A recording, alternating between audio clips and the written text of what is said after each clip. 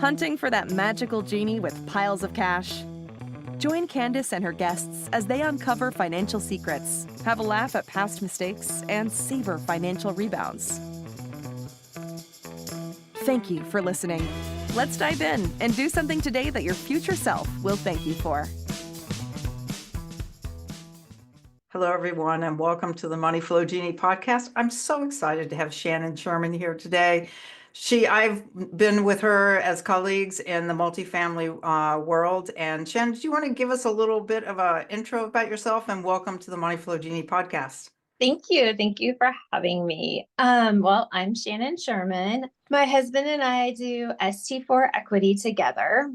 We have primarily shifted into the industrial flex world. We have a couple multifamily properties, but we're kind of finding in this climate, just kind of, we were lucky enough to align with our partner, John Sidoti. And he was doing his thing in industrial flex, and we kind of jumped on his coattails. And now we are currently raising for our fourth property together right now. Oh, wow. Okay, so for our listeners that don't know, the SC4, what is that? For equity. So that's like our, I guess that's our company. Your company name. Okay, it's not like Yes. a code of a type of investment. It's your company. Oh. Okay. All right, I wanted to clear that. And then if you could also, when you say industrial, that's a really big picture. Is that like Amazon storage? Like, what is that when you say industrial? Okay, so we do like industrial flex. So no, we're not like big Amazon type stuff. I think we're sticking to about 50,000 square feet. Some of our properties, one tenant will want 3 or 4 bays, and the perk to this is we can take the walls out, do whatever they want. So they sign a lease with us. Our leases are 2 to 5 years. And then they say this is what we want to build out to. It's a triple net lease. So they're responsible for, whatever they need to build out. We approve it, and they can do with their space as they need. For example, our property in Williston, North Dakota. I don't know if you've ever heard of it there, No, I have not. You probably haven't. And I hadn't either when we did this. In fact, John brought this like, Williston, North Dakota. I have never heard. And he's like, yeah, I hadn't either, but this is a huge gas and oil town. And we're like, okay, this is our shining star property. All of the majority of our tenants are, have something in the oil or gas industry. One of our tenants, we were there a couple weeks ago, and he was showing us his drill bits for the gas. I had no idea that it's kind of like, they'll hate that I said this, but it's kind of like the Landman. Do you watch Taylor Sheridan's Landman? I have not seen that. Tell me about that. Are you a Yellowstone fan? Yes. Okay. Same writer. This is another one of his series. So if you like him, which I love Yellowstone, you will like Landman as well. So that was the only like point of reference I really had. We got up there and they're like, did you watch Landman? We're like, of course. Right? It's Taylor Sheridan. And they're like, yeah, we watched for 20 minutes and it's nothing like what we do up here. But these are the most down-to-earth, hardworking people. Williston is like, I'm from Arizona, so anything that's like below 70, I'm gonna need like a hoodie for. They're like out there, a negative 20 with the ice, and they are like hustling and working, or you don't last up there. That's just like really, really like amazing, like hardworking people. Just really, really inspiring to be around. You would not think at all about real estate in an area like that. No. So if I were to think about it like where I am, something that's done very well here, and it's, zoning also limits it, is that most people are working class. They have their small businesses, but they don't have a place to park their equipment. So it sounds like a similar thing where it's construction bays that you are storing your equipment for, and we call them here tradesman parks, is what we call them. Okay. And same thing that people, they run their businesses either in them or it's where they operate and do whatever they need to do. So it sounds like this guy is like, this is where he works on his equipment and has and stores all of his huge drill bits to be going into the earth to do the mining or whatever type of drilling that they do. Yeah. With this particular gentleman, he was like, I only spend like maybe like a half an hour a day here because, I'm out, I do stuff from home.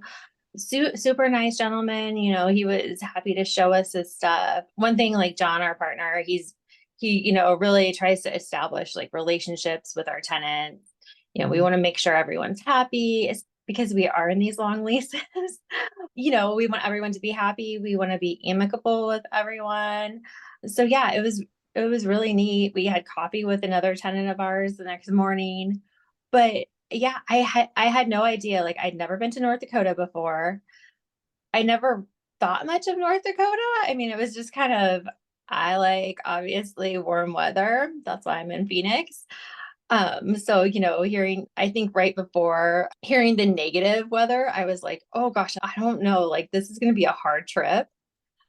And I can't wait to go back. These super friendly, just make you feel like at home, people you want to hang out with, people you want your families to be around. They're very, I don't know. It was just, I was like, I can't wait to come back here.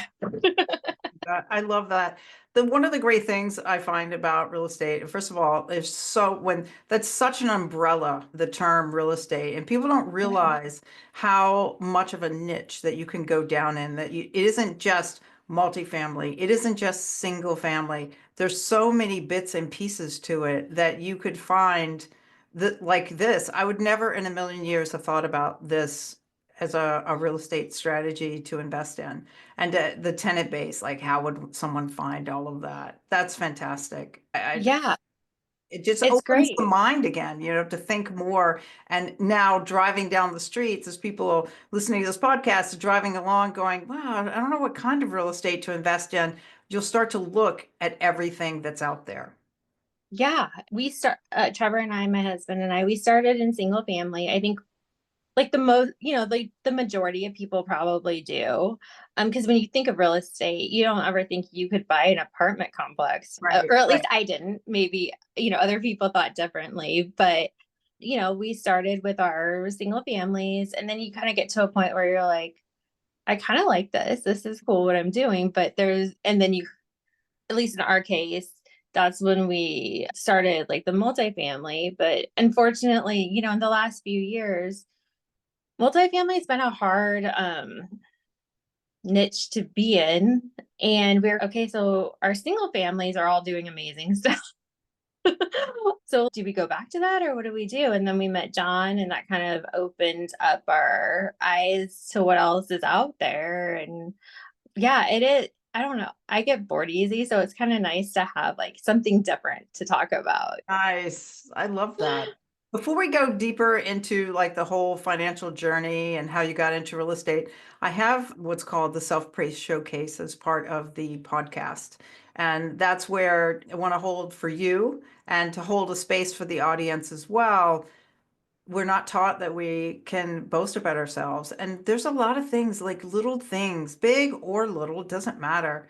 But it's just like that one stepping stone. It's like, wow, I really did that. And to be able to share that and hold that space with you. So the floor is yours to share about anything that you want to share about that you feel like is just a nice accomplishment that you're really proud of yourself for. Well, it is hard to, um, yeah, that is hard. The one thing that kind of comes to my mind, so I have four kids, almost 20, 16, 12, and 9. And my career before, being in real estate was I was a physician assistant. So when I just had my older two kids, and my husband's an airline pilot, and everything's seniority based. And at the time we lived here in Phoenix and he was based in Chicago. So when I was in PA school, I just had my older two kids. So I had a 3-year-old and a baby, and PA school it's intense. Like, he was gone. I think he was home like 36 hours a week because he was commuting from Chicago. And I had these two little babies. And just getting through PA school I didn't do it well. My grades were not, I was not like a 4.0 student at all. I think I barely passed, but like, I think it was like, you have to get a 70% to pass. I think I was like right at a 70%, like most of it. I gained all kinds of weight. It was bad, but I passed with these two little kids, and I think I have like some PTSD around that time in my life, but I do feel like that was probably That is amazing. Are you kidding me to do that? The intensity to be, first of all, you passed.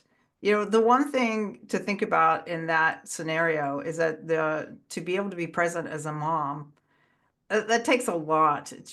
Whenever you have children, you're just like 24/7 thinking about them and being with them and guiding them. And then you're having to put all of this extra information in your head and sort it and then be able to regurgitate it in the way that they're teaching you that you have to, instead of the way that your brain works.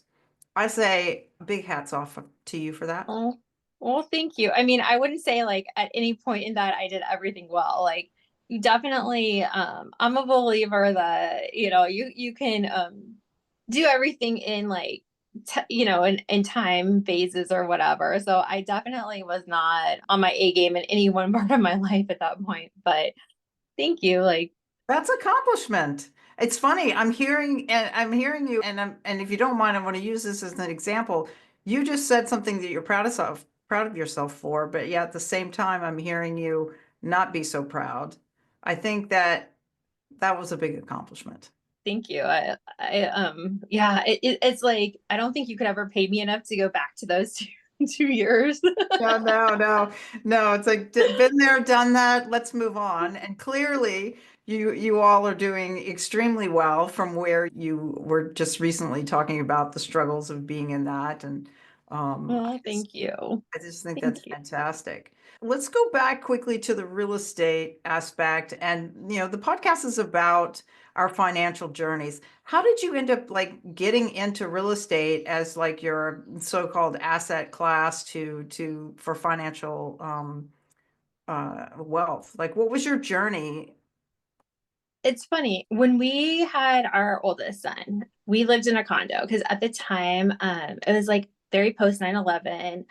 My husband was getting ready to be laid off of an airline, and we bought a condo because that was what we could afford if he got laid off. And everyone's like, I can't believe you're having a baby in an apartment. And we're like, well, you have to do what you have to do, right? This is what we can afford. Like, if we have to go work at Jack in the Box or whatever there is. And my father-in-law is like, no, that's fine. He's like, so what you're gonna do, he set a very good like example as far as like he was a wonderful businessman. He always was like researching and figuring out what to do. He said, that's fine. He said, what we're gonna do is you're gonna buy a house every 2 years. You're gonna live in this house for 2 years. And then in 2 years, you're gonna move to, a little bit bigger of a house, and then you're going to keep this one. And if you can't, I'm going to help you. And then just every 2 years, you're going to just move, and we'll just go a little bit bigger. And he said, I'll help you. Like, we'll find renters, and I'll help you. I had no idea that, like, I was just kind of along for the ride. So we had this condo. We lived in it for 2 years, and at the end of the 2 years, we moved into a house, not a huge house. I think it was like maybe 16 or 1800 square feet, nothing, but we kept the condo. Our first renter was a mess. He bounced every check to us. He took his like cigarettes inside and burned everything. He left his car. We learned everything you don't do with a renter. You name it, we did it wrong.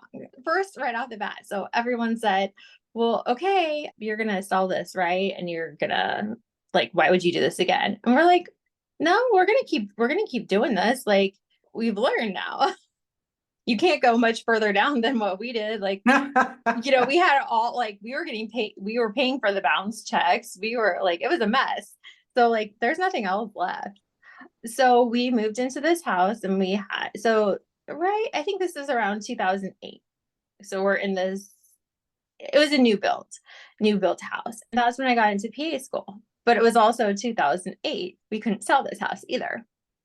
So we moved up to, we were in Tucson at the time. We moved up to Phoenix for me to go to PA school. We couldn't sell the house. We had to keep it because, I think it dropped by 50 or 75, and like that was a lot of money for us at the time. Like that was a huge amount of money. So we moved up here for PA school. We had to rent something up here, but we had our condo in our house in Tucson. We rented for several years. I graduated PA school, we had a couple more kids, and then finally we're like, okay, we're going to stay here. Now it's time to buy something. But we still had our 2 places in Tucson. So we bought something and we're like, hey, the market's come back a little bit. And, my father-in-law is like, yeah, let's just keep doing what we're doing, right? Like, you guys have 2 houses now. He helped us pay those off. They were cash flowing great because now they're paid off. Right, so yeah, so then we're like, okay, well, this is going good. Let's buy something up here. And then we just kind of kept going for a while. And then at a certain point, we're like, well, we can only go so far. Like, and then a friend of mine was like, hey, I'm going to this multifamily conference. Have you looked at apartments? And I was like, oh, maybe. Like, tell me a little bit about it, because it kind of comes to the point where it's like, maybe you buy like 2 houses or condos a year, but you're still kind of only doing a little bit. So I was like, you know what? It's summertime in Phoenix, and you're telling me we were going to go to like Denver for a weekend. I'm in. Worst case scenario, I'm getting out of the heat. I could use a little bit of a break from around here. This would be fun. So we went, her and I both joined the program, and that's kind of from there, like, we've done a few multifamilies. And then we met John, and, it's amazing because once you start like kind of thinking about like what else is there, there's tons of other like asset classes. There's people who've done great in self-storage. Even single families doing good again now. So Yeah. I don't feel like I'm like, obviously like we're doing industrial is like doing well with us right now. But at the same time, like you always should be looking about, what else is out there? What else can you want to diversify.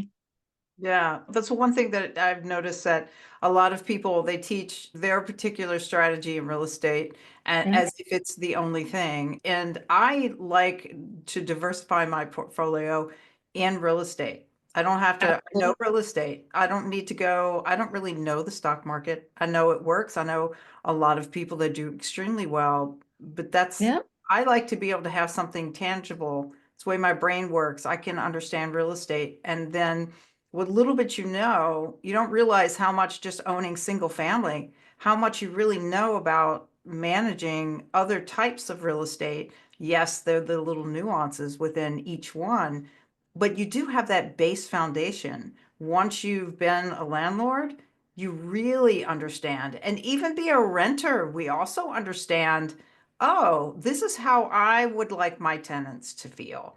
This is what my tenants need. So you have both worlds that you can see what is needed and blend the two together, and you can have a successful business.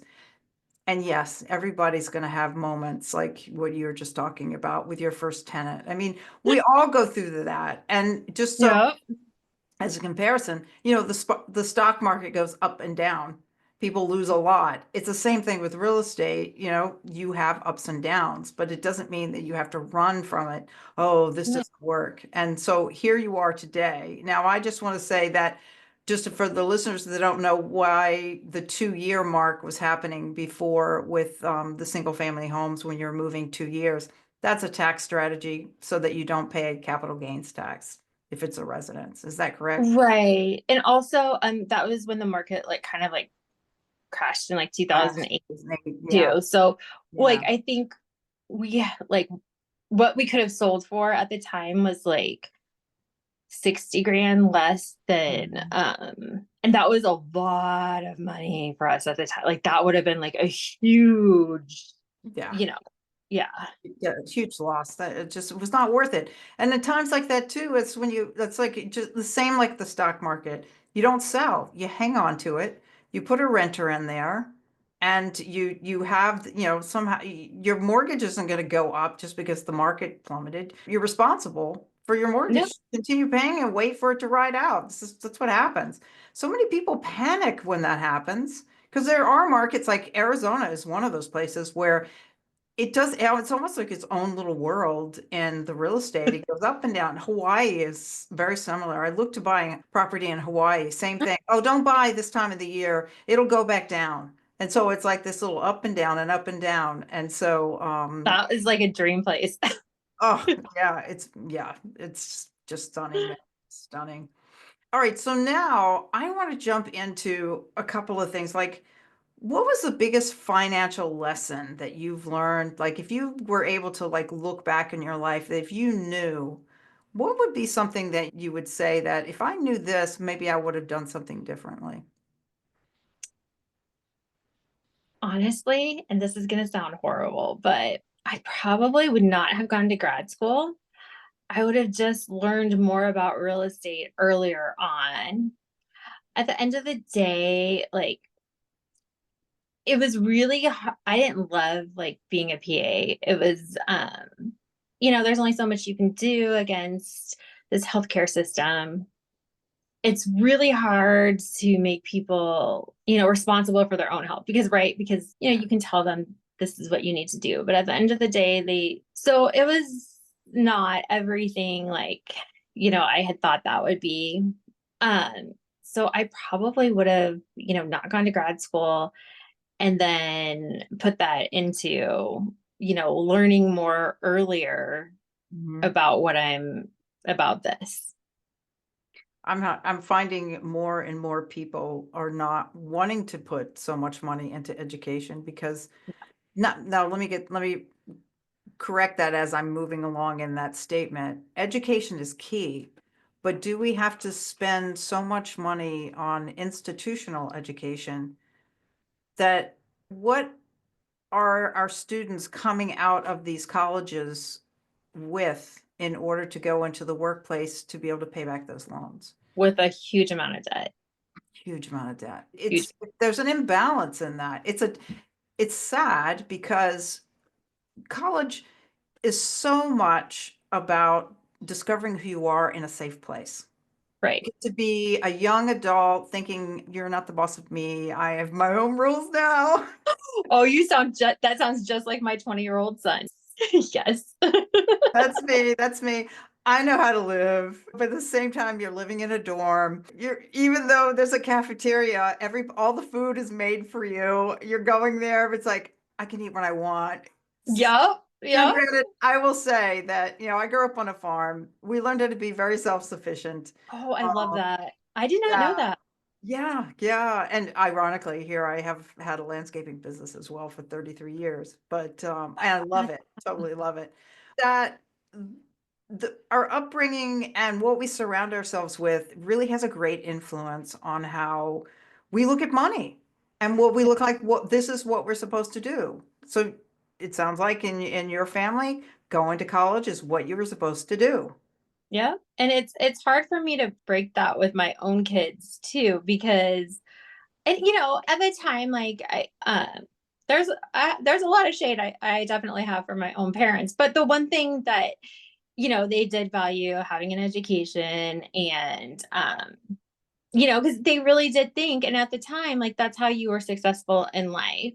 Mhm. Um, and it's kind of hard to get out of that mindset because our son wants to be an airline pilot. You no longer have to go to college for it, but we're like, oh, go ahead and get a business degree. So, you can help us with our real estate Mhm. and get your ratings at the same time. But it's really hard to kind of get yourself out of that mindset. Like, why are you going to college? And not to say that like going to college is all about the academics, because it's not. You're right. You absolutely, discover who you are, hopefully meet a diverse group of people, Mhm.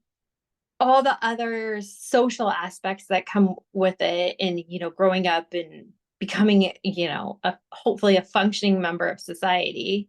Right.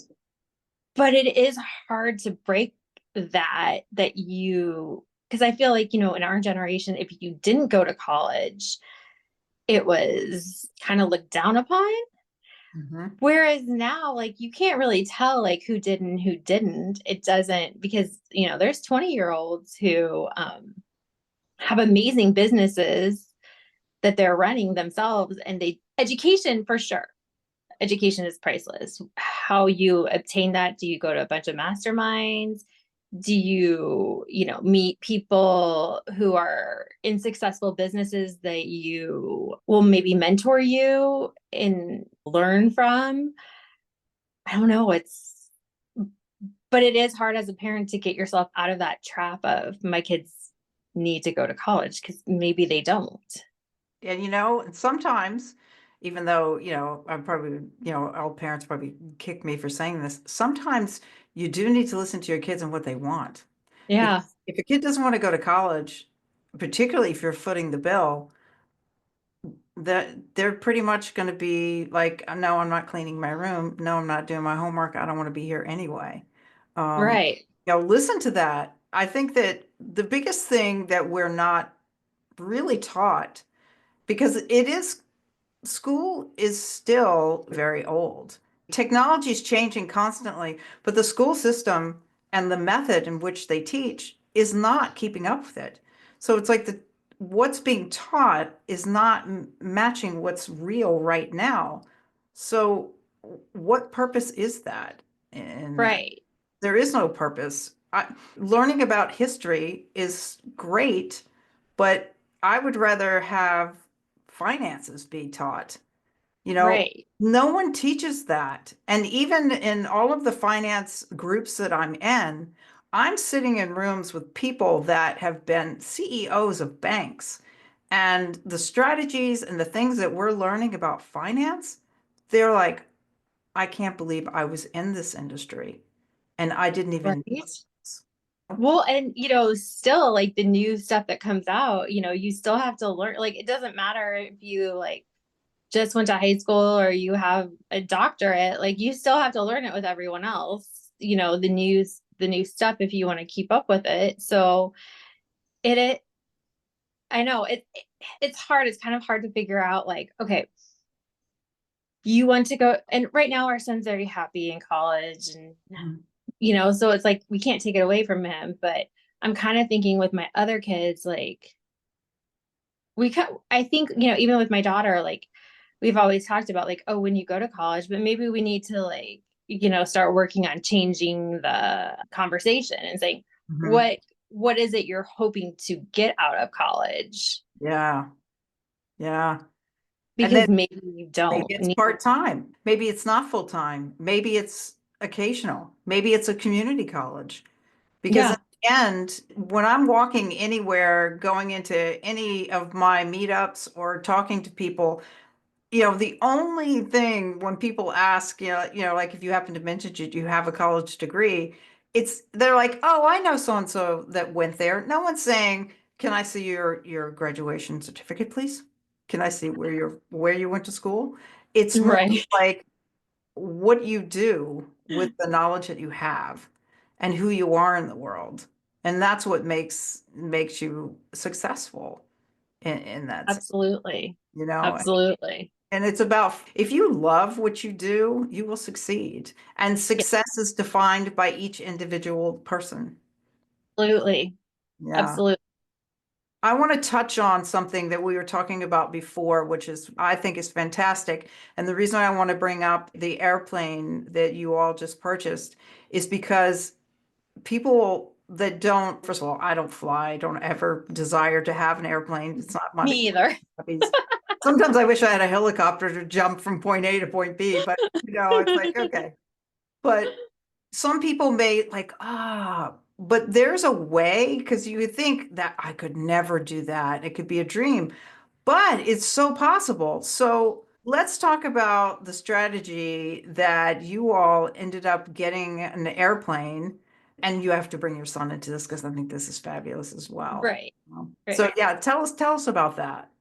Okay, so our son is definitely following in his dad's footsteps and he wants to be a pilot too.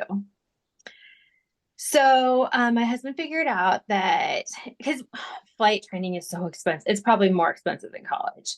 So my husband figured out that if we buy a plane, it's actually cheaper than renting the plane because, you pay per hour at the flight schools. Mm-hmm. And this way you're maintaining your plane too, because he was constantly having his lessons canceled.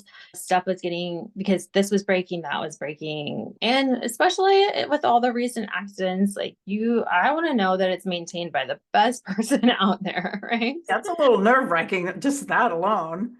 So this way, we have a wonderful mechanic. We've known him for years. So we bought a plane, and I did not happily agree to this.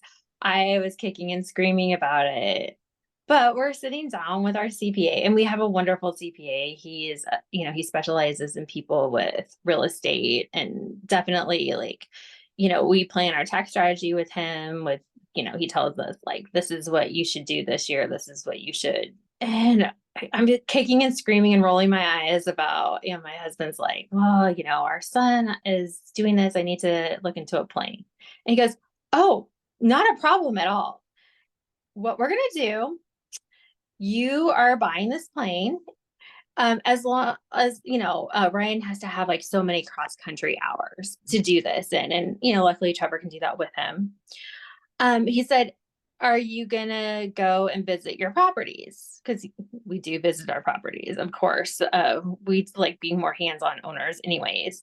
He said, well, you can lease it back to yourself when you go visit your properties.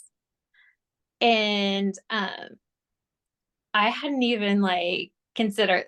And so at this point I was very still I did not love that we were getting this. I still don't love it, but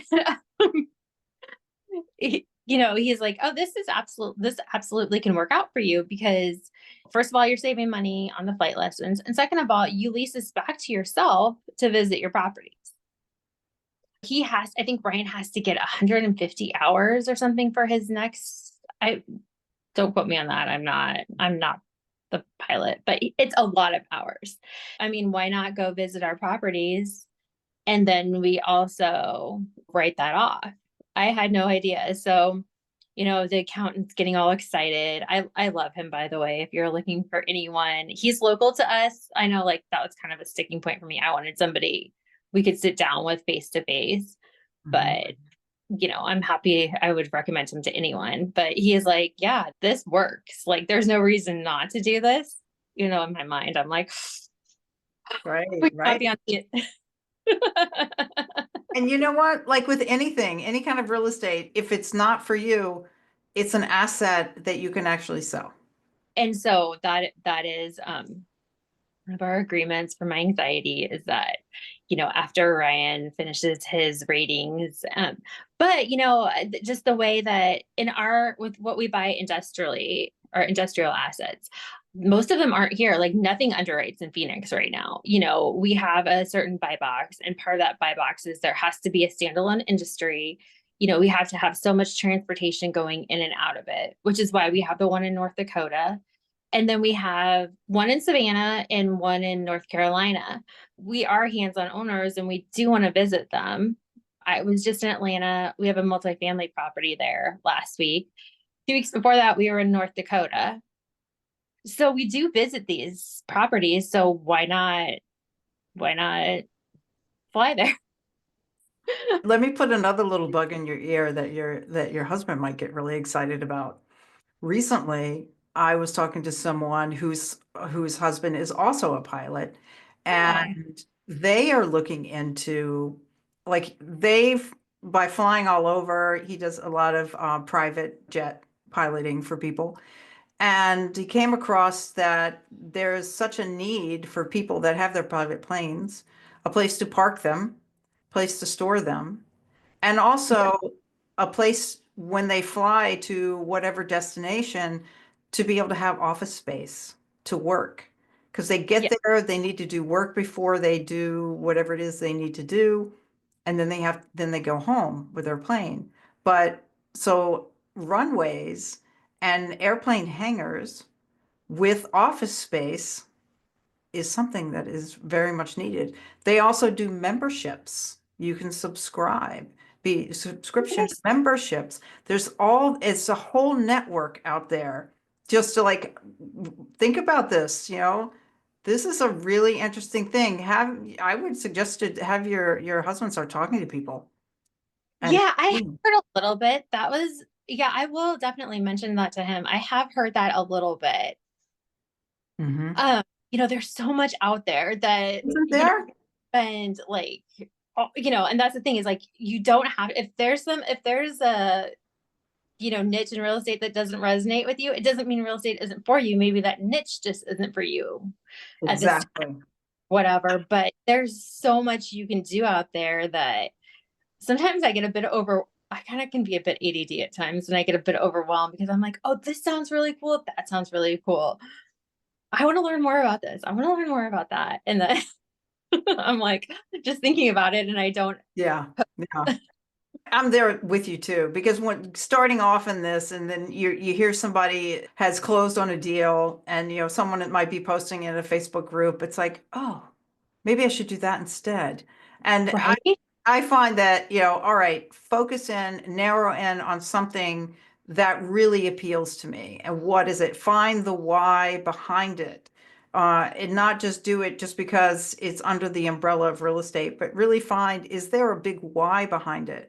For Yeah. instance, I've I went into multifamily because I wanted to buy more single family, because I hold the notes for in the inexpensive houses between 30 and 50K to people that the banks, there's like a gap in the banking system.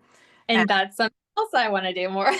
oh, well, we'll talk after this, but this is my passion, because I know when I went to buy my house in 1995, 96, I was looking, no one would give me a mortgage because my business wasn't seasoned enough, even though I was paying way more than what my mortgage cost would have been. And that's what kind of got me by default, but in a wonderful way, into real estate. And I've never forgotten that feeling. I was told, literally, you've got the financials. All you need is a name and a W-2 to be a co-signer, and we're good to go. That was so humiliating. It I bet. was so frustrating. And I've never forgotten that, as well as the fact that everybody should be given a chance. And I understand the concept of buying a home, being a tenant and buying a home, and the responsibilities, because I'm a contractor. I know that things break. It's constantly, you're always a little bit here and there, you're doing something. But there's a gap, and I think the housing crisis could really change in America if we filled this gap somehow. And I just hope, maybe one house at a time, I'm able to help people do that. This is the thing, the big why for me, that is very, very strong, that keeps me in real estate and exploring different avenues to make more money to bring and put into that business.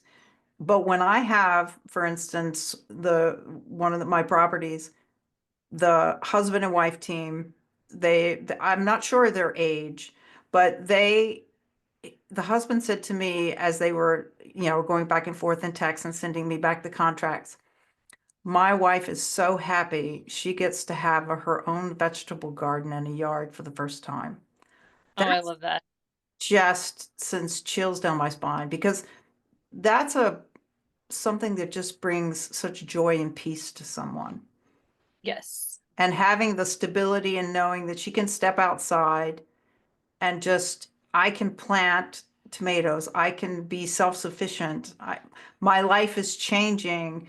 Her life is changing. Their life is changing in such a way that no one would ever really know until you live it.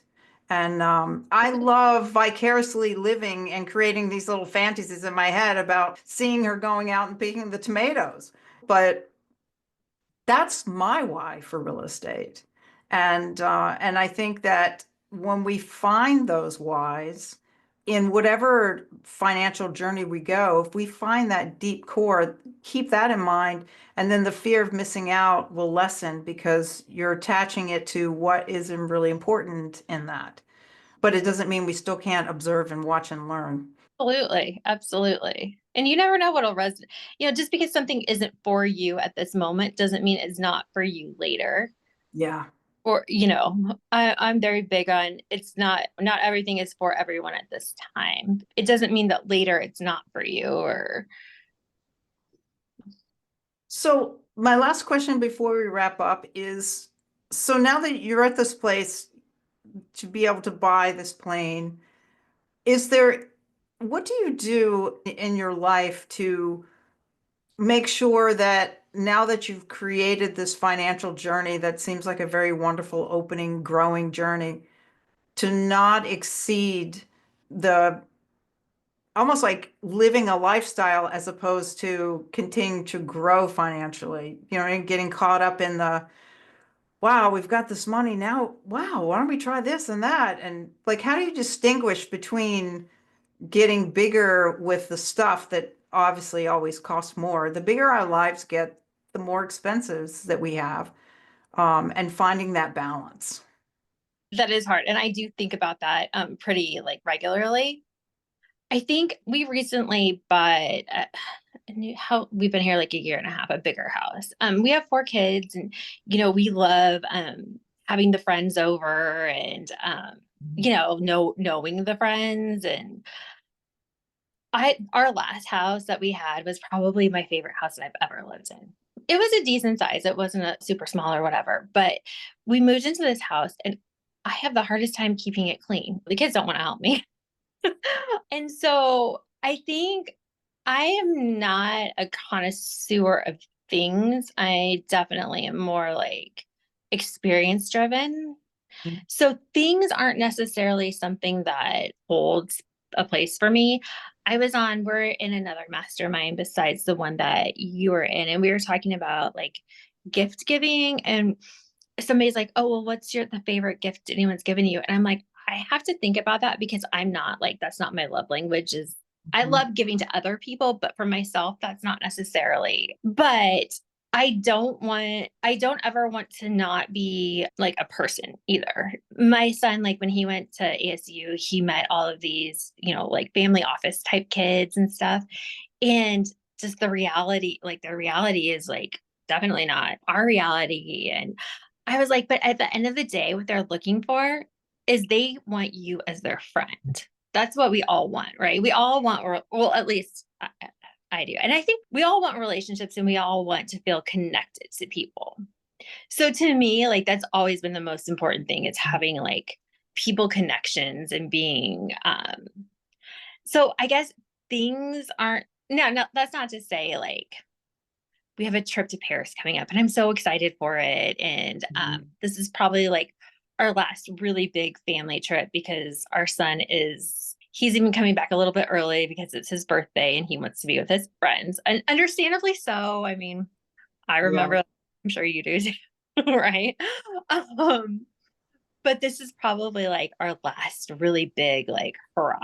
I don't know, and I do see how people get like very caught up and stuff, but I love how like the thrifting culture is huge right now. Like I would, it takes a lot of time because you don't always find what you want.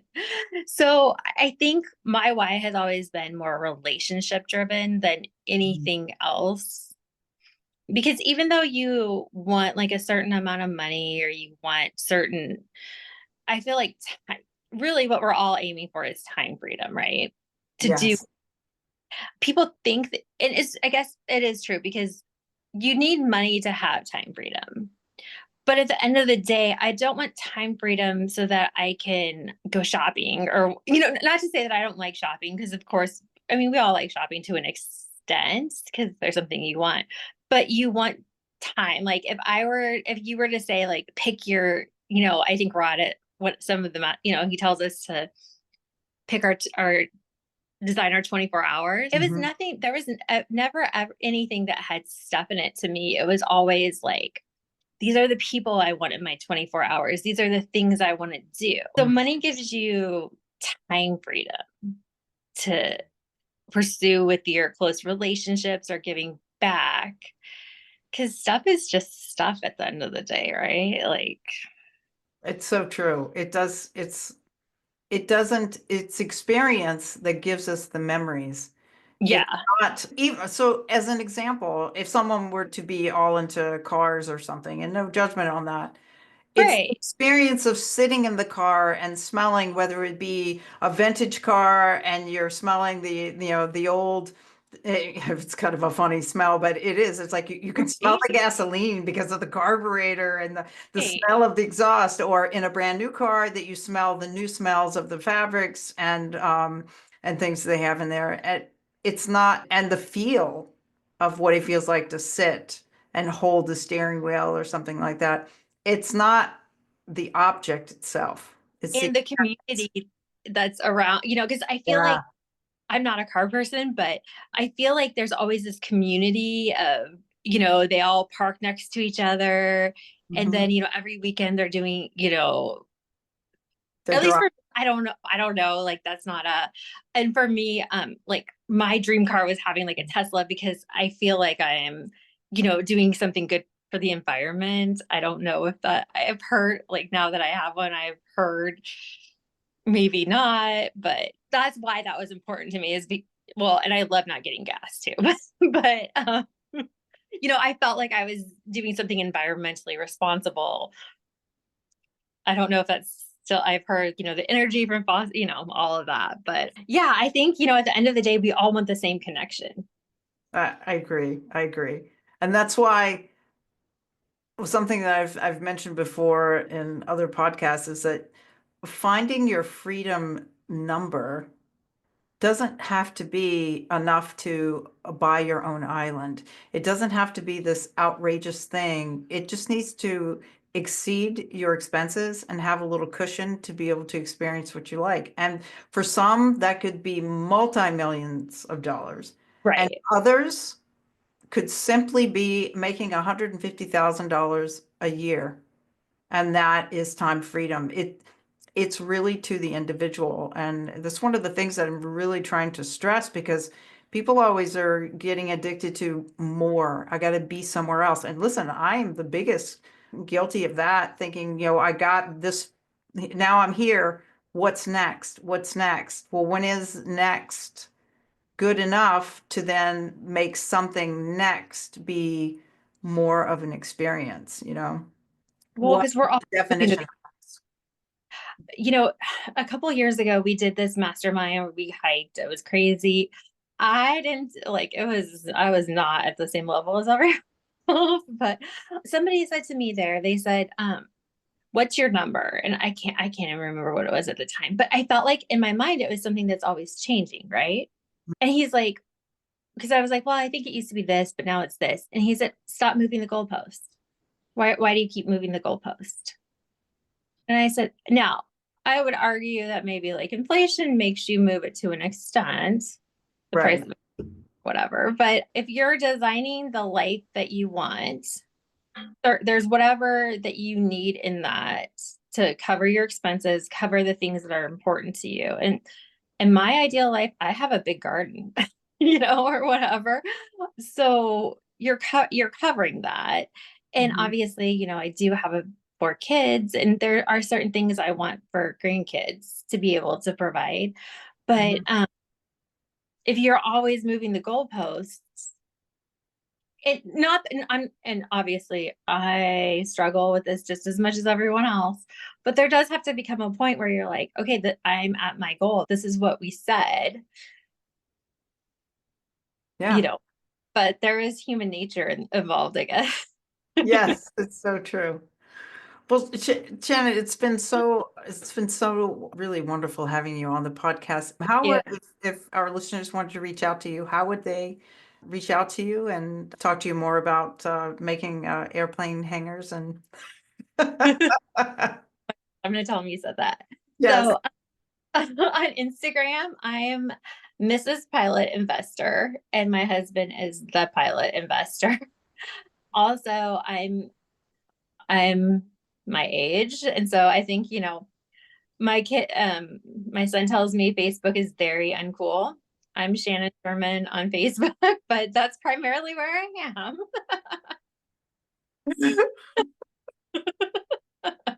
Hey, Mom. Right. Well, there are so many platforms, and it's like you can't keep up with everything. So you kind of have to No, pick. I know. But yeah, I'm totally right there with you. I've accepted the fact that I'm not going to always be trendy. But with the retro of time, I become trendy again. I think you're very trendy because like you've got the dreads going, and then Right. you got the super cool like artwork that you did in the background. I think you're very cool. I think you're right now. Thank you so much. This has been a pleasure having you on. Thank you so much for sharing Thank your forever you. thoughts and also your abundance. I'm just so happy to have had you on and Thank you. hear I about think your life. having Excellent. We've run out of time. Thank you, everyone, for joining us on the Money Flow Genie podcast. And remember, do something today that your future self will thank you for because you are your own genie in the bottle. I want to thank you all for listening. All right. Have a good day. The info in this podcast is straight from our personal experiences.